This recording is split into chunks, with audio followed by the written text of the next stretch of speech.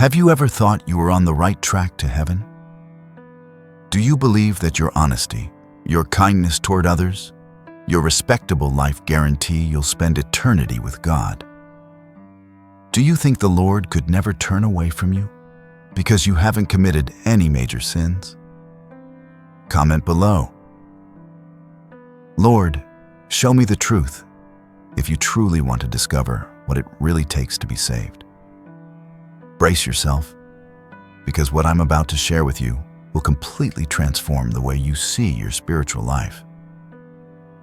Pope Leo the 14th made a shocking discovery while studying Saint Faustina Kowalska. A discovery about a terrifying reason why souls considered virtuous end up condemned forever. A reason almost nobody knows about. I'm not talking about criminals or evildoers. I'm talking about upstanding citizens, faithful churchgoers, souls who dedicate their time to charity. Yet they're lost for all eternity. Studying the mystical visions of Saint Faustina on divine mercy, Pope Leo the 14th has brought to light a reality that will transform your understanding of salvation. A reality concerning an invisible sin that strikes precisely the most virtuous souls. But Pope Leo the 14th, analyzing Saint Faustina, understood something radically different. It's no accident that this message has found its way to you today. The truth is that Pope Leo the 14th has examined the bone-chilling visions of hell that Saint Faustina received. He has seen through his studies that souls considered respectable, people everyone admired, were equally condemned for a specific reason that no one expected. What you're about to discover is the authentic revelation that Saint Faustina received directly from merciful Jesus. A revelation that the Holy Father has studied and explored in depth. Stay here with me, because soon I'll reveal the shocking testimony of a catechist everyone considered saintly. Francesca, a highly regarded catechist from Turin, considered herself a devout and committed soul. When she discovered the Holy Father's research on this hidden sin of virtuous souls, she realized with horror that she had fallen right into that spiritual trap. She had to completely rethink her relationship with God. Her husband reports that Francesca has become more authentic in her faith. Father Marco, a highly esteemed priest from Florence, thought he was on the right path thanks to his ministry. When he dug deeper into the Pope's reflections on this subject, he came to understand he was in very serious spiritual danger. His faithful noticed that he now preaches with greater sincerity. The most disturbing thing is that this sin strikes the most religiously active people. It's a sneaky sin that masquerades as holiness. Pope Leo the 14th, studying Saint Faustina, had understood that there are two types of virtue, human and divine. Human virtue can be proud and autonomous. Divine virtue is always humble and dependent on the Lord's grace. Roberto, religious man from Palermo, was known as a model of Christian life. But when he studied the Holy Father's reflections on Saint Faustina, he discovered to his horror that everything was tainted by a subtle spiritual pride. His wife testifies that Roberto has become much more humble. The reason why virtuous souls are damned is so subtle that most never realize it. They live their entire existence thinking they're on the right path. They die convinced they've done enough to deserve heaven. But before the Lord, they discover a chilling truth. I'm not trying to terrorize you without reason. I'm trying to save you from an error that could cost you eternity.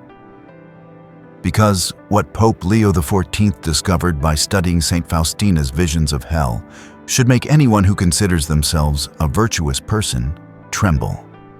According to Pope Leo the 14th's studies on Saint Faustina's revelations, there are souls in hell who on earth were considered holy, people who had performed wonders, yet were lost for a reason they had never considered. If you consider yourself a virtuous person and have always believed this is enough for salvation, if you think your good works guarantee you heaven, Comment below, Pope Leo, enlighten my mind. It's no coincidence that this message has arrived in your life. What you're about to discover can literally save you from eternal perdition, and what comes next will leave you completely shocked. Because Pope Leo the 14th, studying Saint Faustina, understood what happens to souls who make this fatal error. He has seen how they realize their tragic deception. But there's something even more terrible that Pope Leo the 14th discovered about these virtuous souls. Don't stop the video now, because very soon I'll talk to you about the exact moment when Pope Leo the 14th had the most shocking revelation. Pope Leo the 14th reveals the shocking reason why virtuous souls go to hell. The Holy Father was experiencing one of the most intense moments of his ministry when he completed an in-depth study of the diaries of Saint Faustina Kowalska. What he had discovered had deeply shaken him. But what had struck him most were not the descriptions of the flames. It was the type of souls that Saint Faustina had seen suffering for eternity. Among the damned souls, the Polish mystic had recognized people who on earth were considered respectable, priests who had officiated for decades, nuns consecrated to contemplation, devout lay people everyone esteemed. But how was it possible that these virtuous souls ended up in hell? Pope Leo the 14th had been shocked by this discovery and had sought enlightenment in prayer to understand this terrible mystery. The understanding he had reached through study had forever changed his vision of salvation and damnation. Studying Saint Faustina's diaries in depth, Pope Leo the 14th had discovered a shocking truth. These souls had been damned not for obvious sins, but for a subtle sin they had committed precisely through their good works, a sin that had led them directly to eternal perdition. According to Pope Leo, the 14th studies on Saint Faustina's revelations, the sin that condemns virtuous souls is spiritual pride masked as virtue. These souls had begun to believe they deserved heaven for their works. They had replaced trust in the Lord with trust in themselves. Jesus had explained to Saint Faustina that this is the most dangerous sin because it hides behind apparently holy actions. Whoever is afflicted by it continues to pray, to do works of charity, to help their neighbor, but does so with the wrong attitude. They believe they're conquering salvation with their own strength. In mystical tradition, this sin has always been recognized as insidious. Saints like Saint John of the Cross and Saint Teresa of Avila had warned against spiritual pride. But the Holy Father, studying Saint Faustina, had seen the eternal consequences of this error. The difference between a virtuous soul destined for heaven and one destined for hell lies in the interior attitude. The first recognizes being a sinner and trusts in divine mercy. The second considers themselves righteous and thinks they deserve salvation. The Holy Father had understood that many souls present themselves at divine judgment, listing their good works. They say, "I prayed every day, I helped the poor," but they have forgotten the most important thing, recognizing themselves as sinners in need of mercy. This explains why Jesus said that tax collectors and prostitutes precede the Pharisees in the kingdom of heaven, not because public sins are less serious, but because those who commit them are more easily led to repentance and spiritual humility. Stay here with me, because soon I'll tell you the shocking story of a nun everyone considered a living saint. Elena, a highly esteemed nun from Bologna, had dedicated 40 years to serving the sick. Everyone considered her a saint. When she delved deeper into the Pope's studies on Saint Faustina, she realized that her entire life had been contaminated by subtle pride. She inwardly boasted of her sacrifices. she had to completely redo her spiritual exercises. The Mother Superior reports that Elena has become much gentler. But the most terrifying thing the Holy Father discovered is that these souls don't realize their error until judgment. They live convinced they're on the right path. They die sure they've done enough. But before the Lord, they discover the bitter truth. According to the Holy Father, based on Saint Faustina, at judgment these souls hear, "I don't know you," not because they didn't do good works, but because they did them with a proud spirit. The Lord's criterion for salvation is not how virtuous you've been, but how much you've recognized your need for mercy. A repentant sinner has more chance of being saved than a virtuous soul who counts on their own works. The Holy Father had understood by studying Saint Faustina that the path of salvation doesn't pass through the accumulation of merits, but through the recognition of one's own spiritual misery. Don't leave now, because very soon I'll reveal the 4 precise signs that indicate if you're falling into this deadly trap. In the spirituality of divine mercy that Saint Faustina received, humility is the fundamental virtue. True humility that recognizes one's own condition as a creature in need of everything from the Lord. This explains why the Pope insisted on the prayer, "Jesus, I trust in you." It's not a magic formula, but an act of humility that recognizes one's own inability to save oneself. The virtuous souls who are damned are those who can never say this prayer with sincerity. They continue to trust in their own works, but forget that before the Lord, we are all beggars of mercy. If this revelation of the Holy Father on Saint Faustina is shaking you, if you're starting to recognize traces of spiritual pride, hit that like button and write, "I want to know the truth." Your eternal salvation may depend on this moment, and the most shocking revelation was yet to come. Because the Pope discovered exactly the moment when these virtuous souls seal their own damnation. Here is the most terrifying revelation that the Holy Father understood by studying Saint Faustina. The exact moment when virtuous souls seal their own damnation is when they refuse divine mercy out of spiritual pride. When faced with the Lord's grace, they say, "I don't need it. I'm already virtuous enough." The Holy Father had understood that this refusal can happen in subtle ways. It's not necessary to say no to the Lord. It's enough to live as if salvation depended on one's own works. It's enough to think, "I go to church, I pray, I give alms, God must be pleased with me." But the most serious sin, according to the Pope, is when these people hear about divine mercy and reject it, saying, "That's for sinners. I'm not a serious sinner." It's in that moment that they condemn themselves. According to the Holy Father's teachings based on Saint Faustina, there are specific signs that indicate when a person is falling into this deadly trap. The first sign is severely judging other sinners. Those who consider themselves virtuous tend to be harsh with those who sin openly. The second sign is the lack of true compassion for public sinners.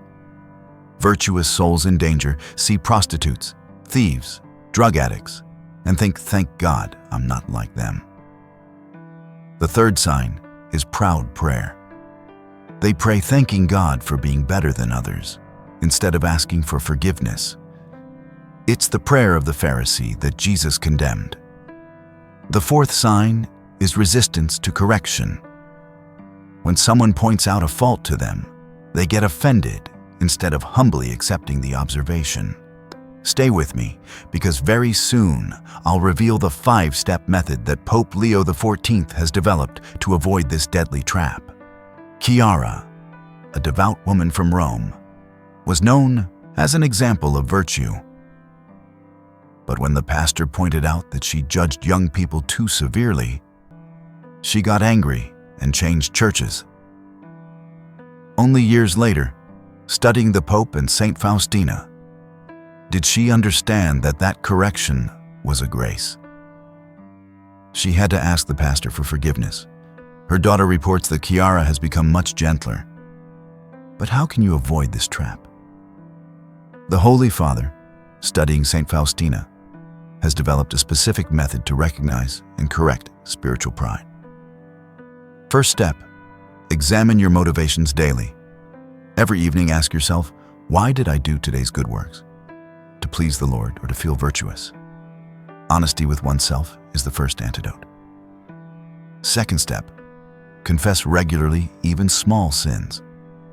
Those who consider themselves virtuous tend to confess rarely, but Saint Faustina confessed even minor imperfections to maintain humility. Third step, pray every day for public sinners.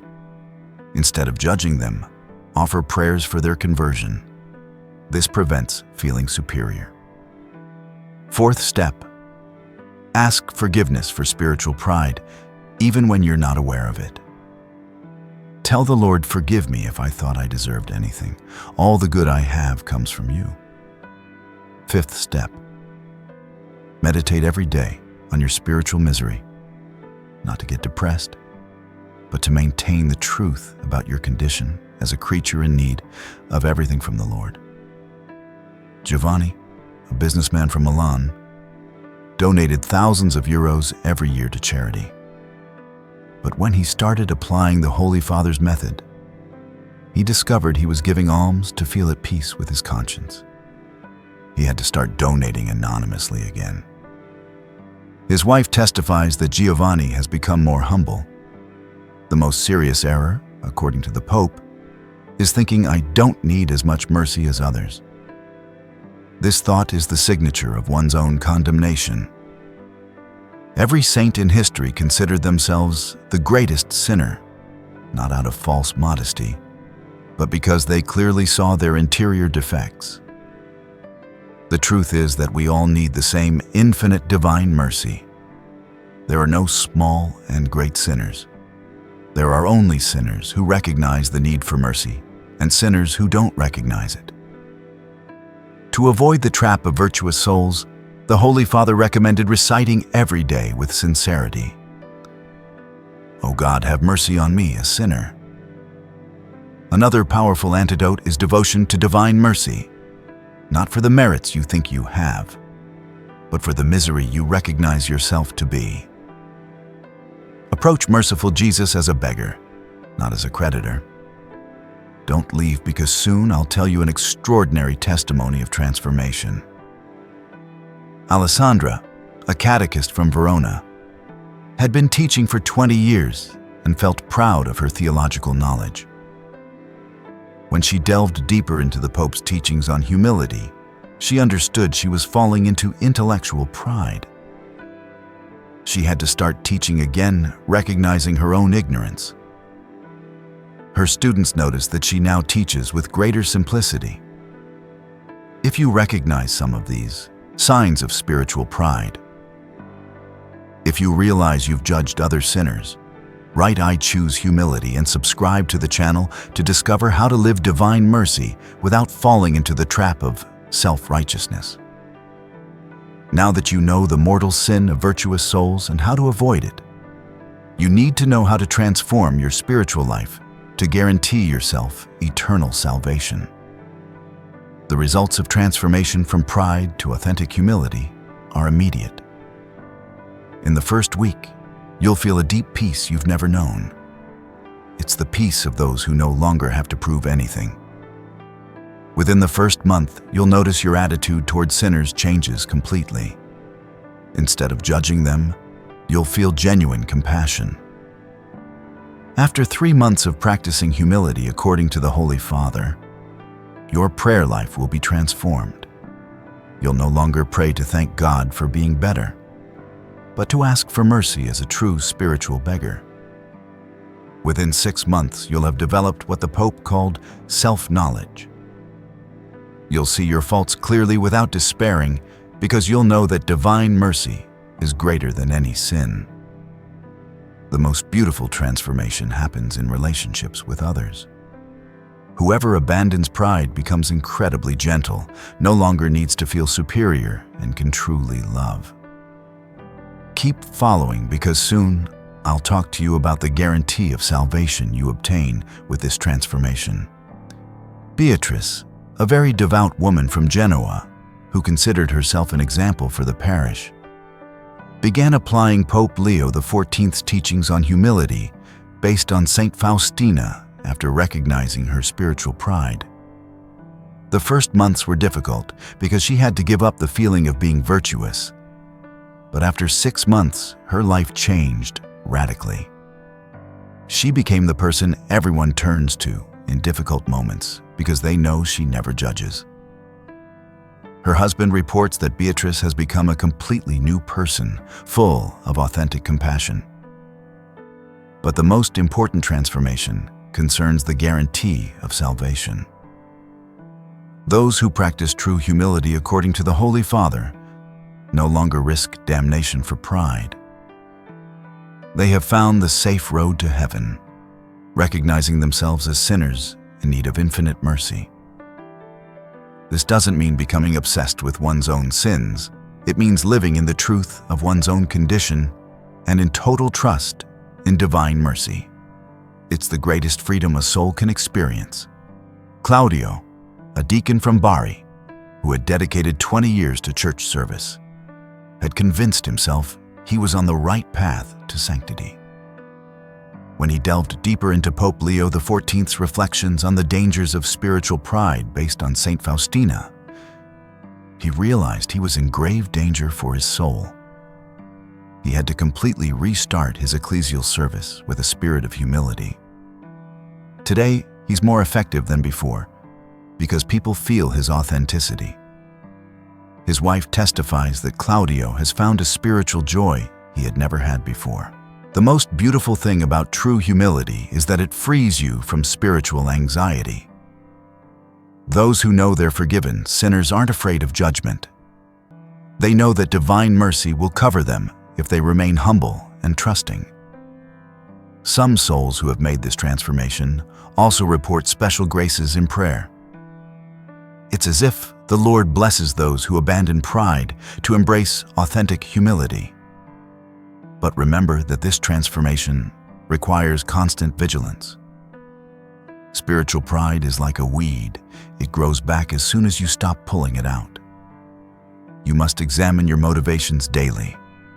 The long-term perspective is extraordinary. Those who live in authentic humility according to the Holy Father become a channel of mercy for others.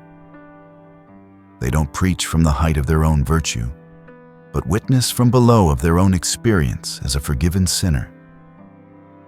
After years of practicing humility, you'll become what the Pope called an apostle of divine mercy. Not because you're virtuous, but because you've experienced how great the Lord's mercy is.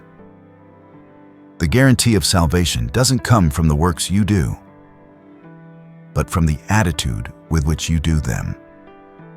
If you do them recognizing yourself as a sinner who receives everything by grace, you're on the safe path. If you do them thinking you deserve something, you risk damnation. If you've recognized traces of spiritual pride in your life and want to correct this mortal error, share your experience in the comments now. Your testimony can save someone who considers themselves virtuous but is in danger of damnation. If you want to be saved from the trap of self-righteousness that condemns so many virtuous souls, if you've understood that you too need divine mercy as much as the worst sinner, hit that like button immediately. It's your act of humility that opens the path to true salvation. Subscribe to the channel and turn on notifications to discover other shocking revelations from Pope Leo XIV about Saint Faustina regarding the true criteria of salvation that most people completely ignore. Share this video today with that person who considers themselves virtuous and thinks this is enough to go to heaven. Perhaps this revelation from Pope Leo XIV about Saint Faustina is exactly what they need to be saved from eternal damnation. If you want to delve deeper into all the teachings of Pope Leo XIV on hidden spiritual dangers based on Saint Faustina and on how to live true divine mercy, become a channel member for exclusive content on the safe road to holiness. Write in the comments, "I am a sinner in need of mercy." If you've understood today's fundamental lesson, this public confession is an act of humility that particularly pleases the Lord. Remember that before the Lord there are no virtuous souls and bad souls. There are only sinners who recognize the need for mercy and sinners who don't recognize it. The first are saved. The second risk eternal damnation. Don't fall into the deadly trap of spiritual pride. Never think you're better than others or that you deserve anything from the Lord. Always remain in the humility of the tax collector who said, "O God, have mercy on me, a sinner."